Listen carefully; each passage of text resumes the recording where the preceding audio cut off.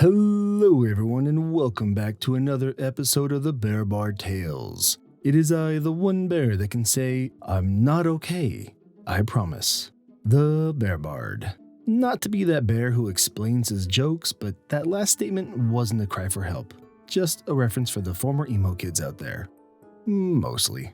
Today I'm changing things up a bit.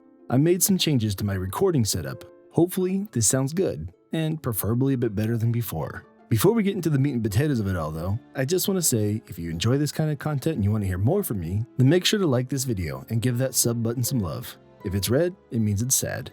Every sub I get gets me one step closer to putting together a wardrobe. A vest would be nice. Ooh, and maybe a cape for drama. And here's where I throw in my next new thing, and that's an added meme. Cleric, watch your tone, vampire, or have you forgotten what happened in Africa? Vampire. You genocidal monster. Generations of my people erased from existence. Bard. Dude, what did you do? Cleric. I bless the rains down in Africa. I apologize for the singing. I couldn't help myself there. But I'd love to draw your attention to this banger of a comment. It's gonna take a lot to take me away from you. It's gonna take a DC of at least 22. Again, sorry, I'm just out here living my best bard life. But I love the meme and I just wanted to share it. For now though, let's go ahead and get to today's story titled, How a Single Dagger Throw Ended a Campaign. This is the story of how my first few minutes in a campaign set in motion a chain of events that compelled the player to tear the game apart. We'll call that player Tiamat for the duration of this tale. For your edification, she made it known that she and DM had been friends for years. In the first session, Tiamat was taking up a lot of time role-playing with an NPC. So, Lumen, my dwarf tabaxi rogue, got cute and threw a dagger at the wall near her. It was a simple theatric, meant to establish a devil-may-care attitude and pull the rest of the party into the fold. Tiamat took this gesture with as much grace as a rock performing ballet. She confronted Lumen and spoke down to him repeatedly. Even after receiving a sincere apology, this smug persona was one she seemed completely unwilling to drop, and it grated against every player she spoke with. Lumen was simply the one who was directly vocal about it. He pointed out how her attachment to her ego was making it difficult to speak with her, after which she wasted 15 minutes belaboring her complaints about his innocuous dagger throw. See, the DM set it up so her character would hire ours for the first job in the game. She kept refusing to let me join, even after 3 separate apologies. Everyone was getting tense, so I finally broke character and made it clear that she was slowing down the game. She disagreed, but caved in to save face. This put a sour taste in everyone's mouth and set the stage for how she would act for the entirety of the game. I've said it before, your character can be anything you want it to be, but you have to work with your party. You need to be able to become a party in the first place. If your group can't even start the adventure because you want to throw a fit, that's not okay. If OP had done something actually bad, like initiated PvP or drove slow in the left lane, get the f out, you don't need the fast lane, then I'd agree with maybe being a bit upset. But a character doing a little bit of character flair, I think you should be able to get over it. Throughout the session, she put her colors on full display. She insulted our DM relentlessly, criticized his choices, and complained at the slightest thing that didn't go her way. All while she tried to impose a pseudo-authority over the rest of us by giving us instructions. She would groan or fuss every time she rolled poorly, and she also had NPCs planted throughout the game, all of which conveniently supported the roleplay of her character, knowing her in some way or having some sort of news for her. Another player actually had to point that out to me before claiming that she was likely co-DMing the very game she was playing in. Perhaps these were only Tiamat's suggestions made real by our somewhat passive DM, but all the same, it was clear that she had influence over the plot. Overall, session 1 was actually a lot of fun, however, every moment we had to deal with her was a hindrance. A few days after this session, I received a message from the DM telling me that Tiamat didn't appreciate the dagger throw and was still upset about it. I stood firm in my choices and we eventually found common ground. I had no problem refraining from stunts like that towards other players, but thought that this was one hell of a complaint to receive from Tiamat, who just days ago argued in favor of PvP. It was complete nonsense. I knew it, the players knew it, and I'm pretty sure the DM knew it. She was obviously upset that I wouldn't kowtow to her after interrupting her roleplay. However, that would make her look bad, so she just focused on the dagger throw so she'd have a complaint that didn't make her look like an unlikable control freak. I hadn't asked the other players about this at the time, but it later came out that nobody was really fooled by this and everyone generally found her behavior to be unnerving. So the second session rolls along and she's up to the same antics, nudging the DM to get her way, contesting decisions and insulting him at every turn. Surprisingly, this time our characters hardly interacted. Halfway through the game, we were rescuing villagers from cultists in the midst of a dragon attack. At that time, a girl that Lumen rescued on the back of his pony made it known that her friends were trapped in a temple that was being raided. The DM gave us 3 choices of places to defend. Tiamat and another player chose an unoccupied storehouse, while the other 2 of us chose the temple. It's worth noting at this point that Lumen put himself at risk twice in this session to trick the cultists into retreating, and to everyone's joy, it worked out both times. We saved several survivors in the temple, took them to safety, then endured more of Tiamat's planted roleplay NPCs while Lumen juggled weapons for the children. Finally, the session came to a close. It's at this moment that Tiamat decided to address me. She spoke in character, saying something to the effect of, "You made mention of my ego last time. I hope you see now that you're wrong and we can bury the hatchet." However, she said it in an even more smug and insincere voice than she normally uses. So Lumen replied, "We'll have to see. I'd like it if your tone changed first though."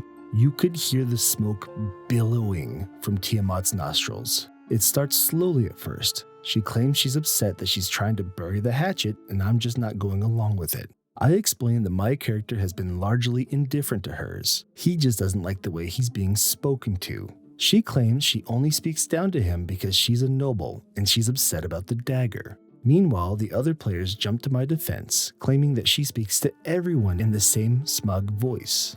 We hoped a little reality check would purify the well, but nothing worked. Tiamat snapped. She began hurling insults at me, screaming like a child and throwing a tantrum. Several times, she described Lumen as a little shit, claiming that he only cared about gold and bragging rights. Mind you, Lumen only acts cocky and just, but this was the same character who went out of his way to save endangered civilians, gave a girl a pony ride in the midst of a dragon attack, and juggled blades for distraught children to lift their spirits. The players once again jumped to my defense. You may be asking yourself where the DM was in all of this.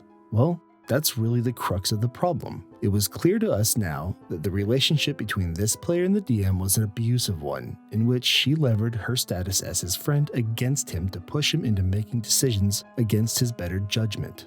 At this time, he was present but staying out of it because he didn't want to upset her by taking sides. That is, until she got fed up and gave him an ultimatum, out loud, that either she or I would be kicked from the game. You could almost hear every player's jaw drop in that moment. Finally, the DM made it a private conversation between the 3 of us. For the duration of this conversation, if you could call it that, the most vulgar things to leave my mouth were that she was rude, inconsiderate, and disruptive.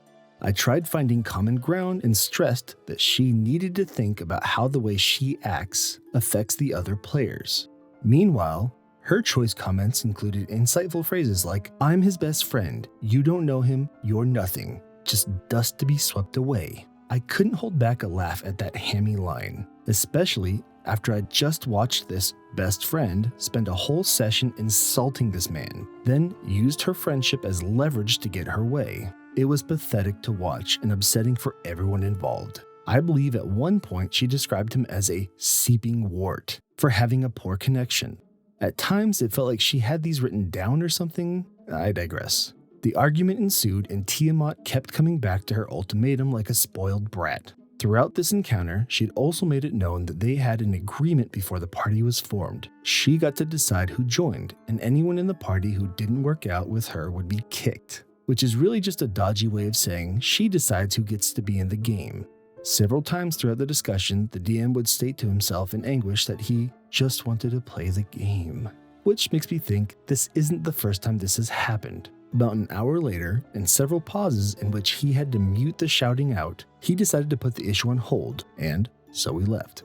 He and I would later have some private discussion about this, and while I was at it, I got the opinions of the other players. To no surprise, we were all on the same page, but it didn't really matter, because the DM told me that the whole reason he made the game was to play with her. If he kicked her, he'd save the game but lose his reason for playing it. If he kicked me, the game would fall apart as the other players had already made it pretty clear they would leave if I were kicked or if she stayed. It was a lose-lose situation with him, and I realized that. So I decided to instead shift the conversation to his relationship with this woman. Apparently, they dated before. I can only imagine she'd been wearing him down for years, and in this case, it worked. Tiamat got her way. I was kicked from the game, and the other players are going to leave. Everybody lost.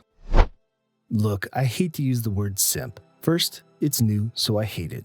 Second, it sounds dumb, so I hate it. Third, because a dude being friends with a woman and doing nice things for her, like a friend would, isn't a bad thing. It's just being a decent dude. Not every guy out there is friends with a woman for no other reason than hooking up with her, and that's okay. But this relationship is toxic at best and abusive at worst. You get the vibe that this guy is bending over backwards and kowtowing to her demands in hopes of more. If I had someone that was a friend, doesn't matter what their gender, and they acted like this, then they would be cut so damn quick. They wouldn't even have time to ask when the next session was. No matter who you are, never go through this for somebody else. You're worth so much more than that, and if they can't see them, cut them and find better people. So who's really at fault here? Yesterday, I would have told you it was Tiamat's fault, but with a clear head, I think there's more than enough to be said about our DM.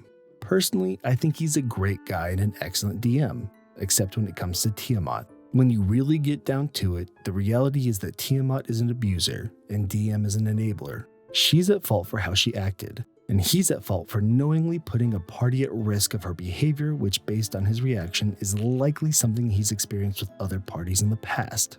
Tiamat is a horrible person, but the DM made a horrible choice. Two, in fact, as he's decided to once again bend his knee to this awful, manipulative person who treats him like garbage. As for me, I'll be fine. I have a Sunday night Strahd game that kicks ass, and it won't be hard for me to pick up another game if I want to. If you're a DM, please, do not let toxic players into your games. And if anyone is looking for an additional player, it would seem my schedule just opened up. Well, next time you say that somebody overreacted a bit, maybe think back to this story.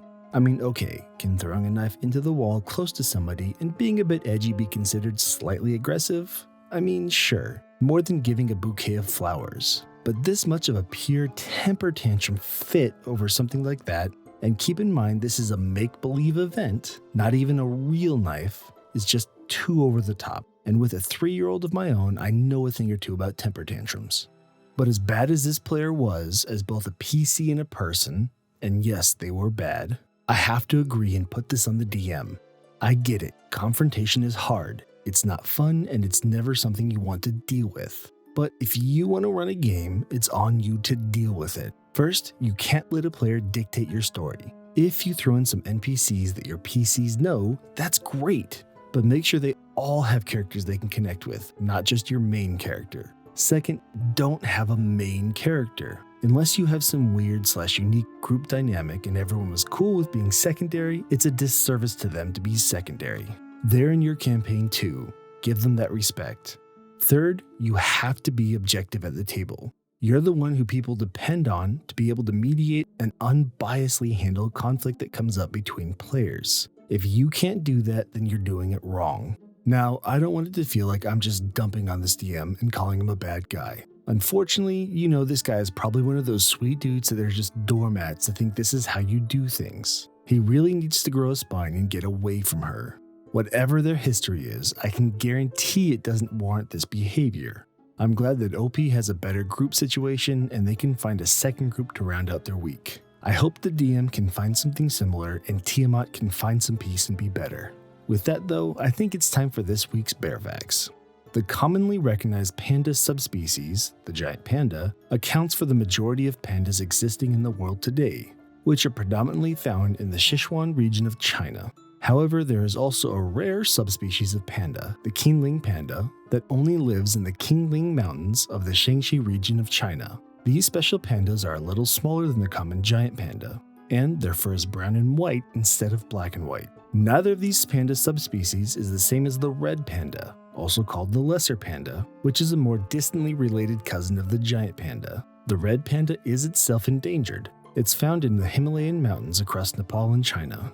Also, as a side note, red pandas are amazing and should not be called lesser pandas. Thank you. But I think that's going to do it for me today. I want to thank you all for your continued support. It means a ton to me that you enjoy the work I put into this channel. With that said, if you like this video, then make sure to give it a like and subscribe if you haven't already. If you want to connect with me outside of YouTube, you can connect with me on Discord, Reddit, Facebook, Twitter, and TikTok. You can also check out the Bear Bar Tales podcast if that's your sort of thing. I actually just recorded my first episode of a new show that should be up by next week. For now though, this has been the Bear Bard. Stay kind, stay beautiful, and keep on living that bard life.